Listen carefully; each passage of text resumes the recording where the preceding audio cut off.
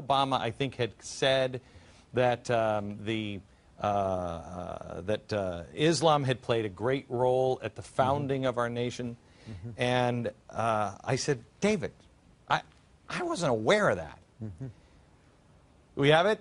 Watch this, watch this, watch this. Wait till you hear it. Ramadan is a reminder that Islam has always been a part of America. The first Muslim ambassador to the United States from Tunisia was hosted by President Jefferson, who arranged a sunset dinner for his guests because it was Ramadan, making it the first known iftar at the White House more than 200 years ago.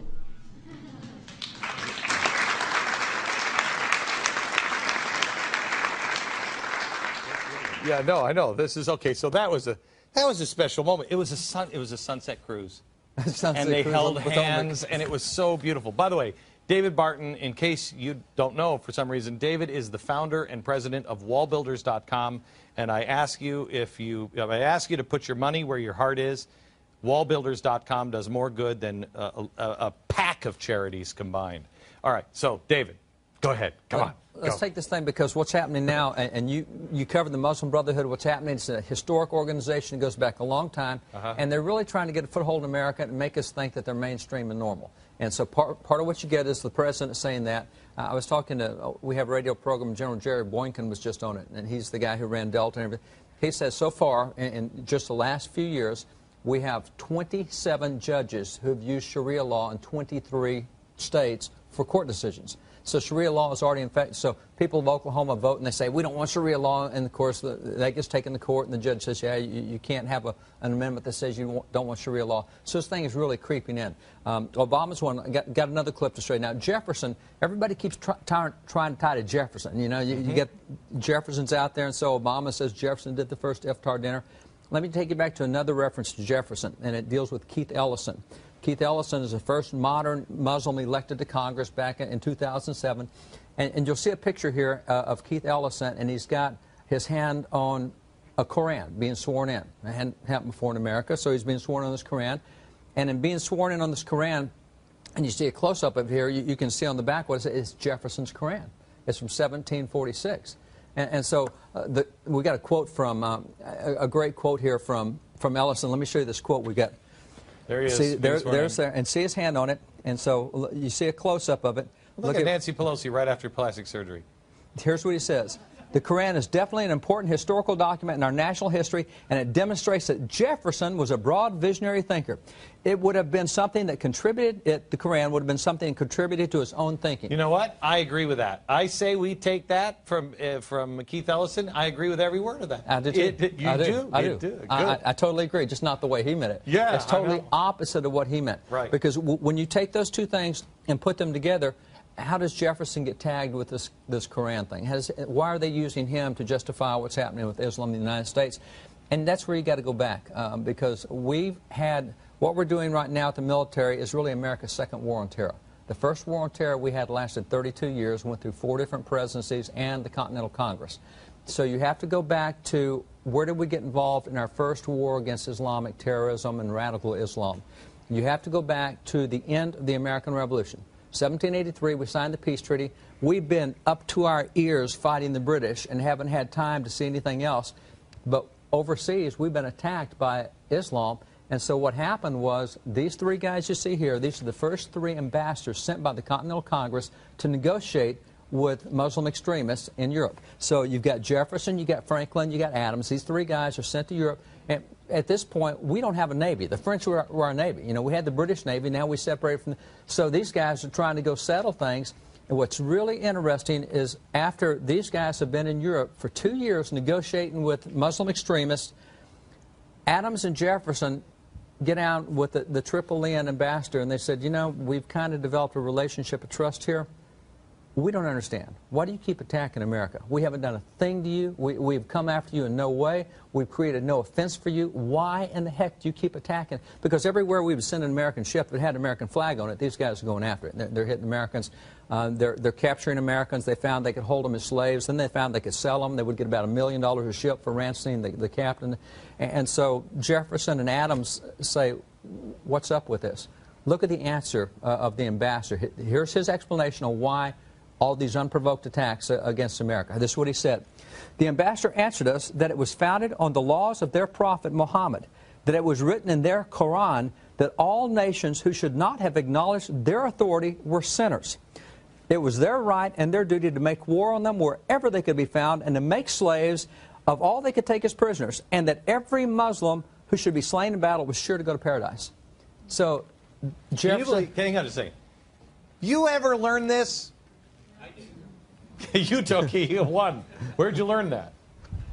I've been studying it with, I'm involved with the War of 1812 group. Okay. And, yeah, that'll do it. Okay, yeah. In 6 frigates. That's right. Where it all came from. So, I mean, Yeah. but nobody else knows this.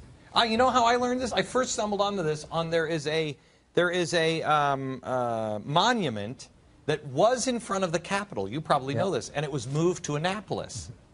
And it's this big pillar, and it's sitting there in Annapolis. It's this big white old pillar. Have you seen it, David? Yes, You know what I'm talking about? I have. And it has heads of Muslims all the way around it. I mean, it's the most shocking, politically incorrect thing, and I'm like, whoa. What is that? Mm-hmm. You look it up and you start to find this history, and it just unravels on you. It does. And it's facing the same thing that they were facing. And notice the motivation. Why are you attacking us? Well, our prophet requires that we do it. The Quran says we have to do it. We're told in the Quran we have to attack you, we have to make you slaves and subjugate you to us. And we're told that if we do that and we get killed doing it, we're going to heaven.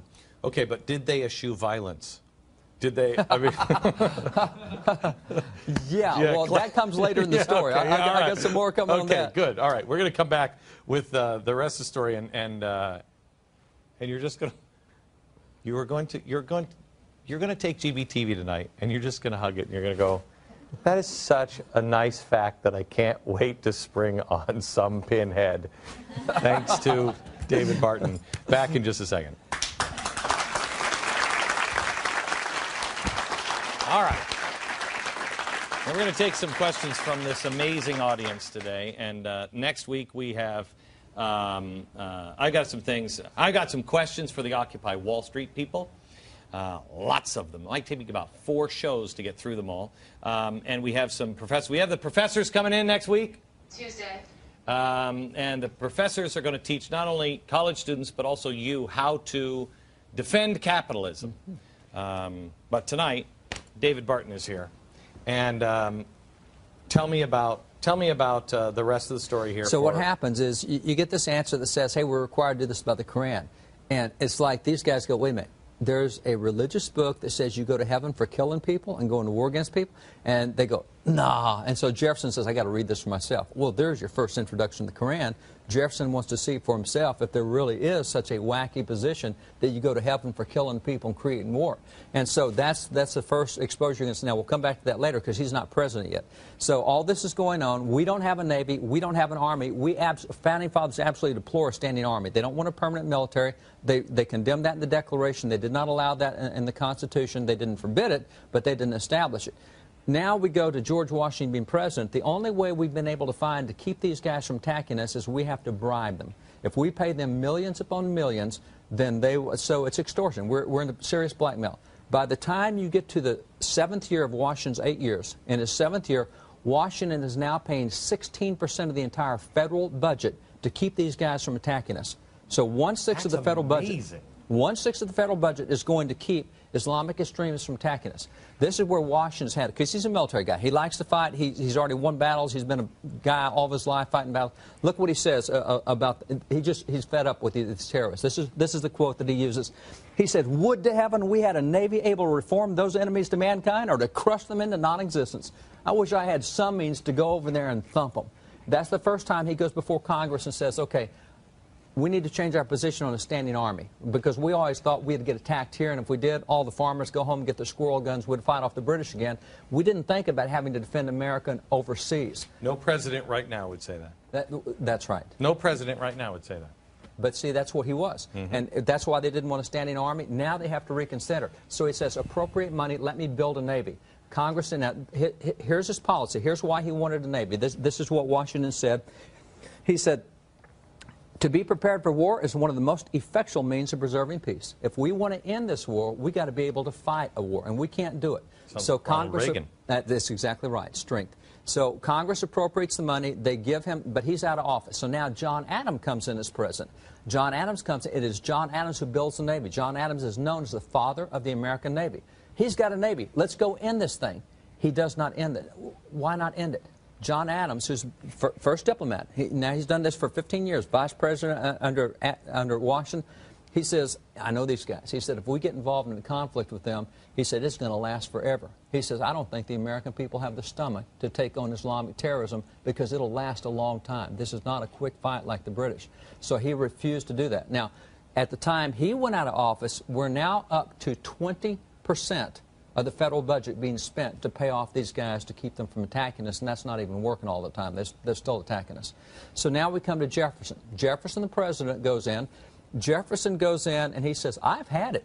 I'm not going to pay. And by the way, we were already having tax protests then because we're paying so much of our taxes to pay off these terrorists that it's costing Americans. And so you're getting tax protests over this, the fact that we're not fighting, we're paying extortion money. Jefferson says, I'm not paying any more bribes. At that point, two of the Islamic nations declared war on the United States. First official war declared against us as an independent nation was when we stopped paying tribute and stopped negotiating and stopped playing around with extortion money. And so Tripoli declared war and Algiers went to the point of declaring war. So we got two declaring war. And he says, who cares?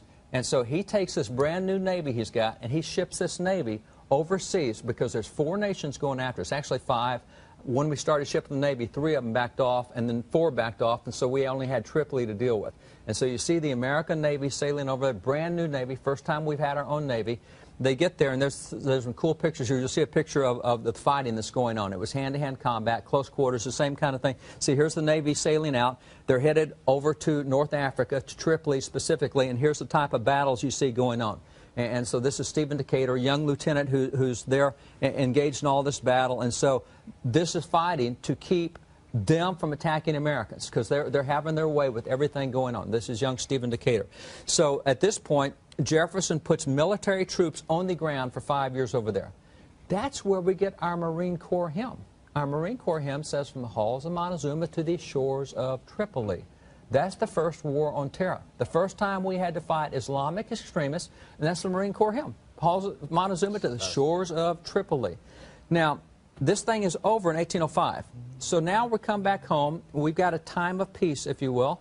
And in 1806, this is printed.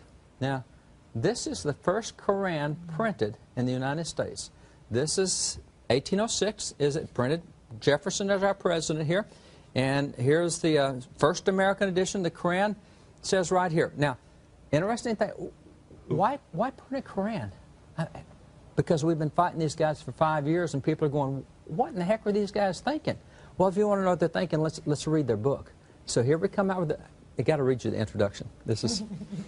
You're going to love this. Here's the editor's introduction, and it says, this is a book. This book is a long conference between God, the angels, Muhammad, and on through it goes. Set it up.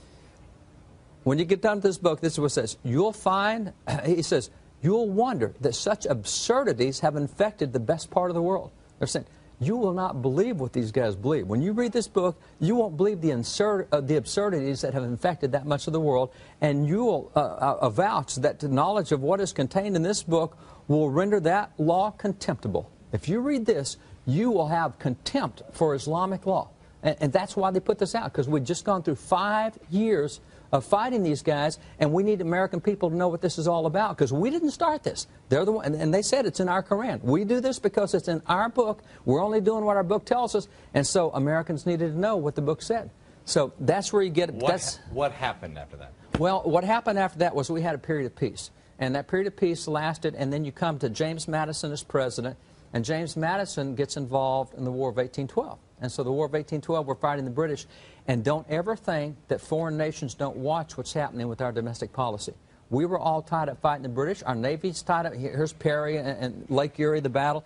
We're all tied up fighting the British. Islamic extremists say, hey, we can attack again because their Navy is all tied up. So they start whacking American interest again. And Madison couldn't do a thing about it because we couldn't carry on a war on 2 fronts. We could only carry on 1 front. But as soon as that treaty was signed, 1815, John Quincy Adams negotiated the treaty. Madison loads up the Navy again and sends them back overseas. Now that young Lieutenant Stephen Decatur is now made the commander, taking the Navy and the Marines back overseas. And for two years, they thump Algiers, and they just beat their brains in. And after 2 years of that, and here's some more of that hand-to-hand combat that you see Stephen Decatur again leading these groups. After 2 years, they came back to the table, and at the end of 2 years, they signed the peace treaty. And after 32 years of having a conflict with these guys, we finally reached a period of somewhat peace. But their position was, we always, and this is General William Eaton, who led the first expedition under Jefferson, had been a diplomat before, and he said the problem is they consider Americans a weak sect of Christians because we won't fight. And since we won't fight, they're willing to come after us. And so that's why Jefferson said, I'm willing to fight, and that's where things turned around. After we showed a willingness to fight, they left us alone. Ladies and gentlemen, David Barton.